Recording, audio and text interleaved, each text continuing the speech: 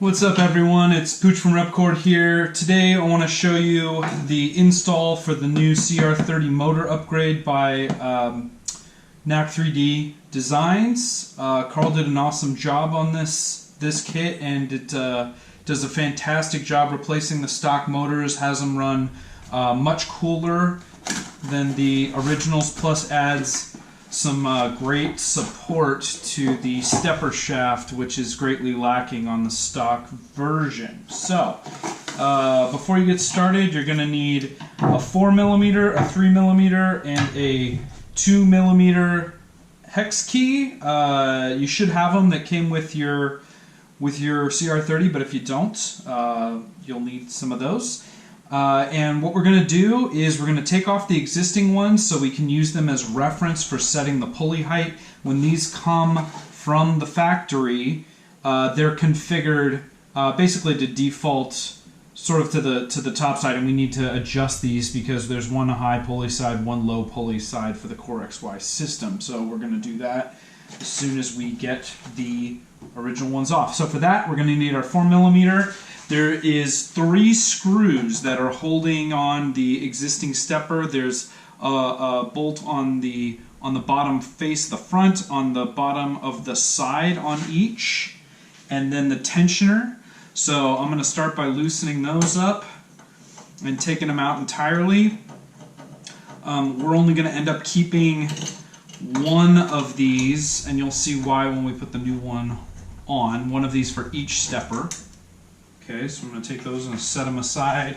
I'll do the same thing over here, and we're going to let the tensioner screw be the only thing holding the steppers in place. Okay, and on this side it's a little bit tight in here. I'm going to unplug, and we're going to do this anyway, so we'll just unplug the steppers here right now. And it's a little tight on the side here, the screw that's underneath the extruder.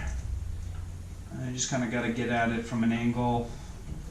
Not too big of a deal. Helps if you have a ball head hex driver, but not critical. Alright, so I got those out. Okay, and I'm going to start on this side, and I'm just going to unscrew the tensioner until this guy comes free. We're going to set it here for a second. Same thing over here.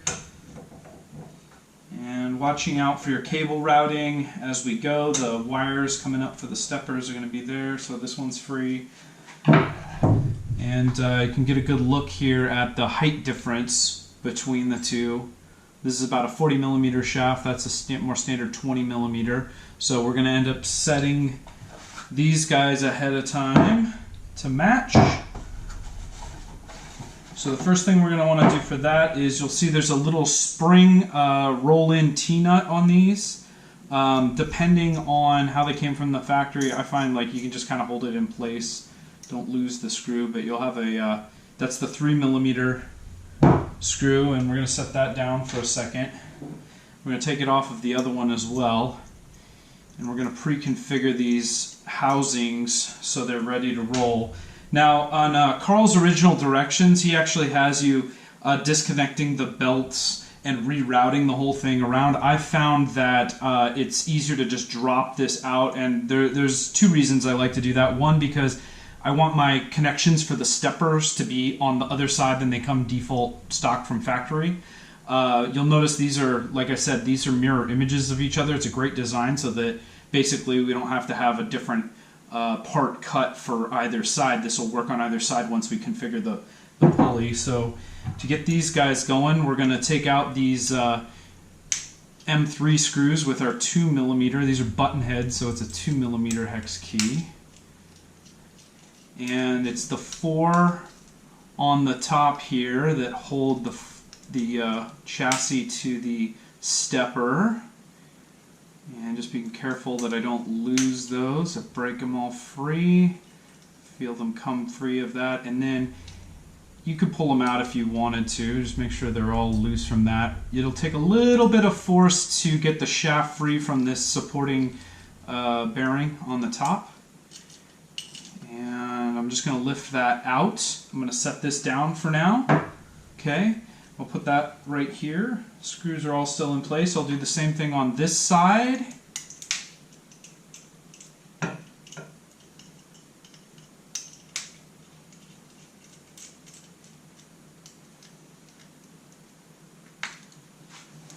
Just around to the side. And one more.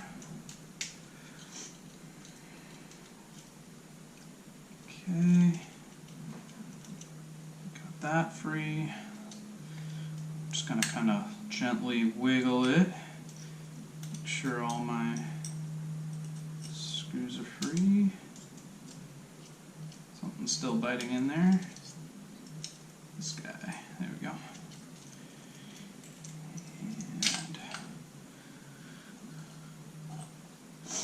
And that guy's free. Okay, we got our two steppers. Now just to show you, we're going to set the high side first. Now, by default, this one is pretty close from what I found to the factory. You might need to adjust this up or down, and you can fine-tune this thing later. What's important to know is that on the high side, that's if you're standing here facing it, the long shaft, we'll call it, is going to be on the left side. The short shaft is going to be on the right.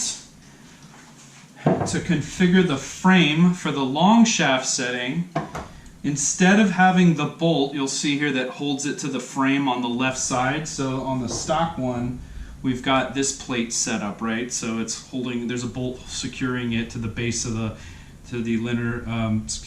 extrusion on either side here. We only have the front here because we have this roll-in T-nut that's going to go on the side to hold it to the side of the frame and keeps this all nice and tight and squared up, which is great. What you need to watch for though is because the pulley is high on this side, okay, we're going to run the T-nut down low because in order to tighten it, the pulley would be in the way when we put in our hex key on the side there. So we're just going to pre-configure it, just finger tight. I'm going to stick the screw in there. I'm going to hold it in with my finger. I'm going to grab the roll-in, okay, and I'm actually going to place the roll-in into the, I'm going to put this down for a second. I'm going to place the roll-in T-nut into the bottom channel here. Again, this is the left side, so the high side stepper. Okay, it's the bottom channel, and I like to do it so that the spring-loaded ball is facing this extrusion right here. It really doesn't matter, but for some reason I just feel better about it because it seems like the meat of the T-nut is against the frame the best that way. So again, you might find it easier if you take a hex key here and while you're rolling it in, you help it like hold it in place because it can easily drop and slide down and then you gotta go fishing for it. So see, I just put it inside the hole there and I rolled it in and it's in place and I can just slide it back and forth as I need to. I'm going to give myself plenty of room to work with, and so I'm going to start it down low here so that you can get a better sight at what I'm doing. Again, I'm going to gently bring this side up. Again, this is the left side if I'm facing it. Okay, and I'm going to start by getting my 3mm. I'm going to run it through here. And I'm going to watch it as it goes into that T-nut and tighten it. Not all the way tight, we are just getting it enough so that it grabs and I can slide it around just like that. Easy, okay? We're going to do the other side and then we'll mount the motors back into place once we've routed the belts back in. So you see the belts here are just looped out, okay? I didn't disconnect it from the front or anything. I just let the loops fall down. That's fine. All right, we're gonna set up the T-nut for the short side, and on this one it's the opposite. So it's obviously with the holes for the front facing toward the front of the printer, facing toward you.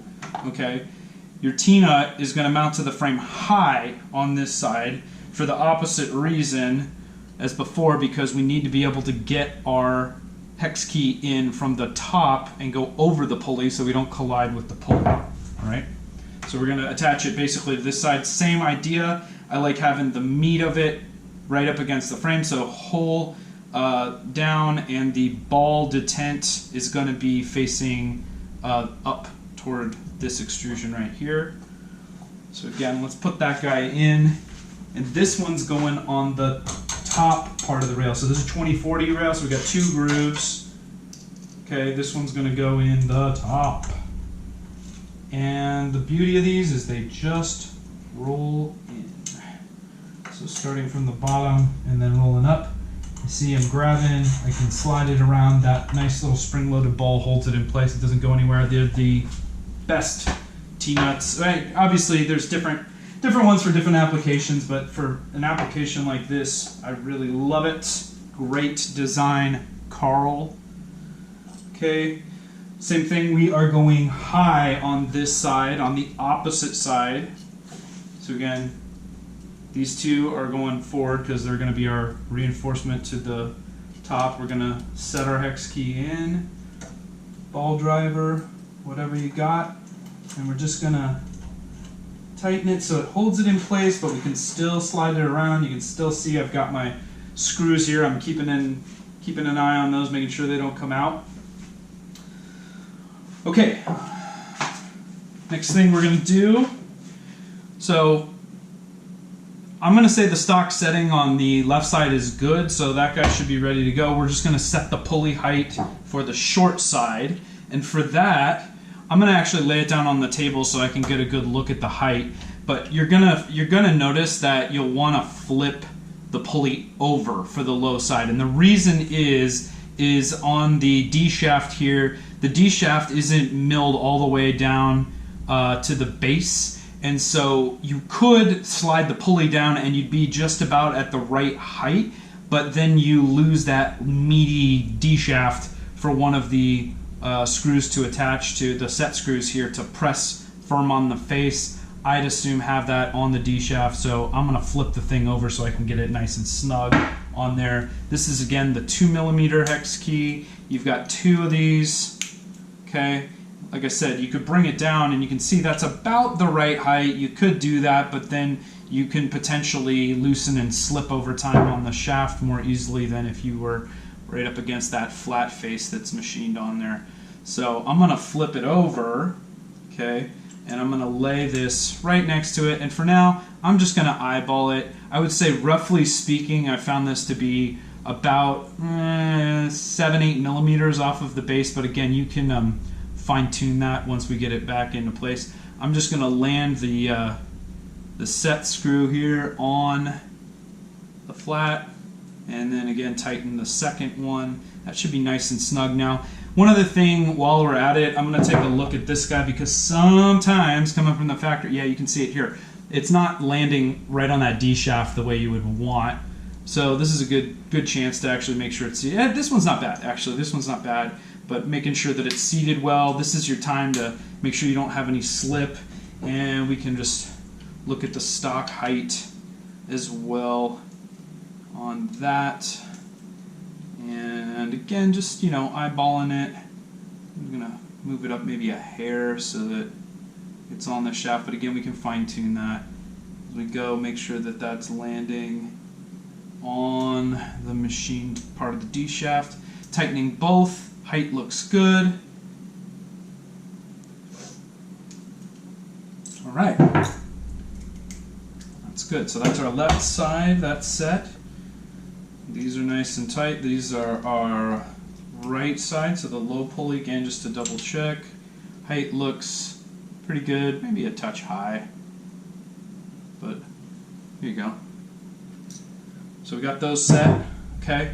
I'm going to rotate them just so I know. I like having my connectors facing this way. It doesn't really matter. Like, you do have enough wire. If you wanted to connect from the top, you can. I've seen them come from the factory both ways. I like them facing down. I'm sure somebody's going to tell me it's better to have them up for a different reason. Okay, I've got my pulley heights set. Before I seat them back in the frame, one thing you want to make sure you do, again, let's slide this thing down so we've got room to work. we're going to slide this loop through here so that when we seat this back in again, it's already around the shaft of the pulley. We're going to do the same thing on this side, and that way we're ready to go. So starting with the high side, the left side, I'm going to come in just gently so I'm not knocking screws out of the place. And I'm going to start tightening down these M3s with the 2mm hex key.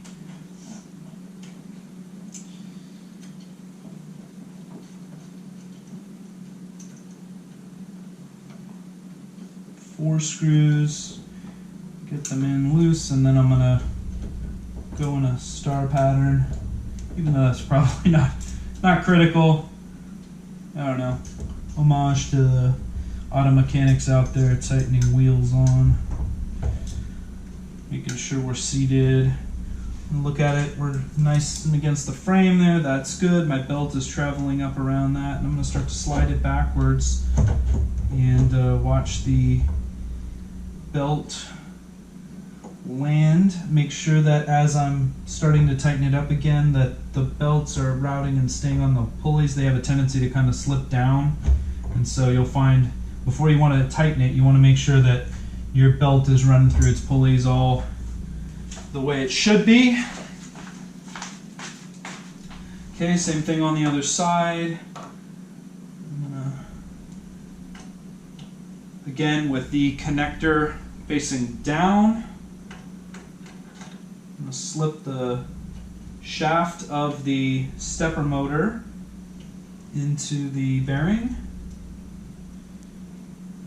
and just start to press it in enough to have my M3 screws do the work of actually pulling it all the way in. Sorry, my head's blocking it for a second. Again, just loosely guiding it in, not fully tightening yet. Making sure we get all four grabbing into the stepper. And our connectors are facing toward the belt. And I'll do my star pattern. Crisscross as I'm tightening them. You don't need to torque the heck out of these. You know, just make sure it's snug. M3s, I read somewhere, are like the weakest threading. Probably one of the easiest ones to strip, so, you know, don't overdo it. And let's start to slide this guy back, and as we're doing that, we're going to make sure we don't pinch any wires. So move those out of the way. That's good.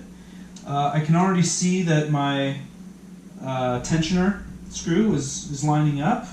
I'm landing the belt onto the pulley, and I'm checking all my pulleys as we go, making sure that I'm on there, and you'll know rather quickly as you try to move the head if you're off somewhere. Okay. And I'm going to start to pull up and tighten, with the, 4mm. Pull up, tighten the tensioner, just enough to start it pulling. We can do our final tensioning in a second, but got enough threads biting into it. That's looking good. We're going to do the same on the other side, and leave the stepper motor wires unplugged for right now, because as we're kind of testing the motion system, so the belt fell off of this one as I was going, so make sure before you're tensioning you're on the pulley. Like I was not on all the pulleys.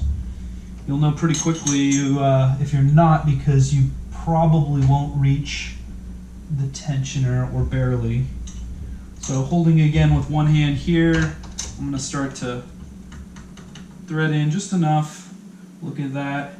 And you can see this bearing's already doing its work, holding this nice and tight. We'll do our final tension in a second. This is already feeling really good, and I can feel that as I go back and forth, I'm landing where I need to. I don't feel like I'm getting any extra resistance. The pulleys all look good. So that said, I am going to take just these two for the front, and I'm going to thread these in so we just add a little bit more stiffness to the front. And keeping in mind that you may need to tighten this a few more turns depending on how far down you are, how long the belts were that came with your CR30. And it's the outside hole. So the hole is the one that's closest to the, one more tension. Don't want to cross thread it. There we go. It's the hole that's closest to the center of the belt. Because again, these are symmetrical. So on this side it'll be here, on this side it'll be here.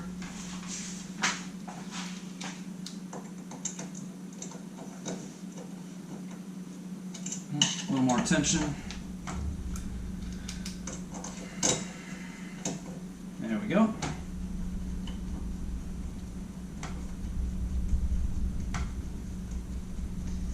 And just a note on tension, what you're going for really is just making sure that when you squeeze them together that they feel about the same on both sides. There'll be a little bit of stretch, things to watch for.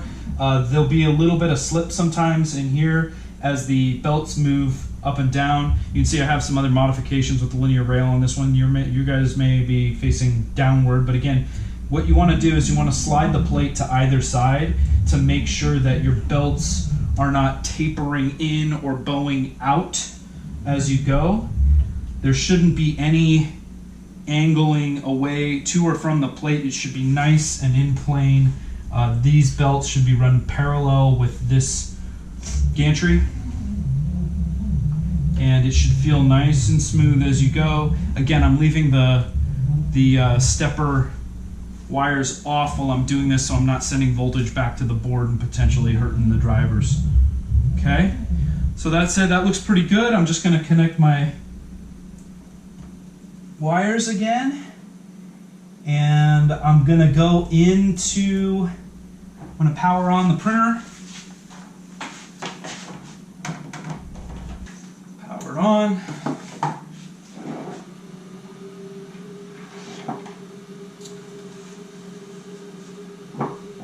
Set these aside, use them for a different project if you want. Again, you're going to have two extras because we don't have the side bolts, we have the T-nut for that. Speaking of the T-nuts, we're going to get our 3mm screw and just give that a final torque down.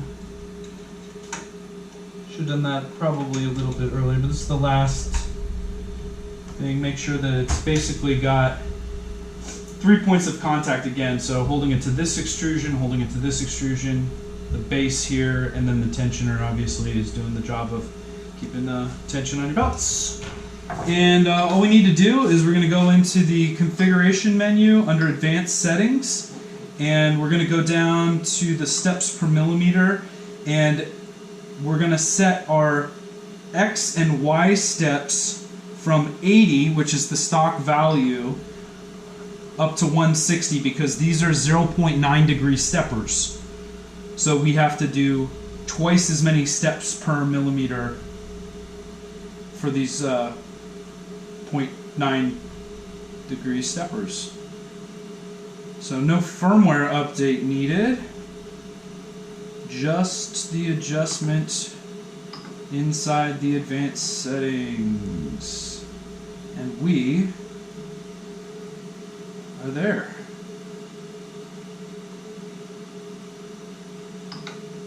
And just to make sure that we're moving, I'm just gonna test the motion. I know we're not homed, so I'm just gonna move X and Y millimeter at a time. And you can see we're moving.